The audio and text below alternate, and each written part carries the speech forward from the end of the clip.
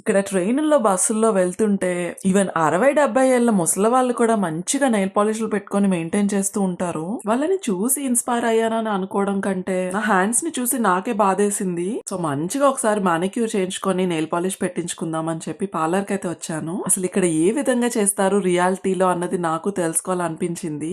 మన ఇండియాలో అయితే మానిక్యూర్ కాస్ట్ వచ్చేసి ఇంచుమించుగా నేను చేయించుకున్నప్పుడు 400 అనుకుంటా. ఇంకా దాంతో పాటు నెయిల్ పాలిష్ పెట్టించుకున్నట్టయితే ఇంకొక 100-150 ఎక్స్ట్రా ఉండేది. మహా అయితే 500-550 లో అయిపోయేది. కానీ ఇక్కడ మానిక్యూర్ కాస్ట్ ఎంతో తెలుసా? ఆల్మోస్ట్ 2000. ఇక్కడ కరెన్సీలో చెప్పాలంటే 20 యూరోస్. అది కూడా మినిమమ్. ఇంకా నేను నెయిల్ పాలిష్ కూడా పెట్టించుకుంటున్నాను. అది కూడా వాటర్ ప్రూఫ్. అది మళ్ళీ మంచిగా లాంగ్ లాస్టింగ్ ఉంటుంది.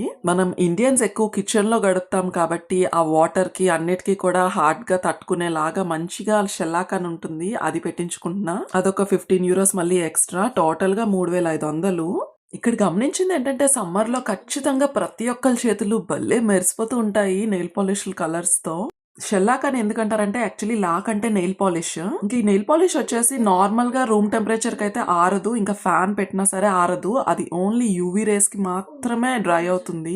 ఇంకా సింపుల్ గా నెయిల్ పాలిష్ రిమూవర్ తో రిమూవ్ చేయడం కూడా అస్సలు పాసిబిలిటీ ఉండదు. మళ్ళీ ఆ నెయిల్ పాలిష్ రిమూవ్ చేయాలంటే ఖచ్చితంగా మెషిన్ తోనే రిమూవ్ చేయాలి. ఫైనల్ గా నా హ్యాండ్స్ అవుట్ లుక్ అయితే ఈ విధంగా వచ్చింది.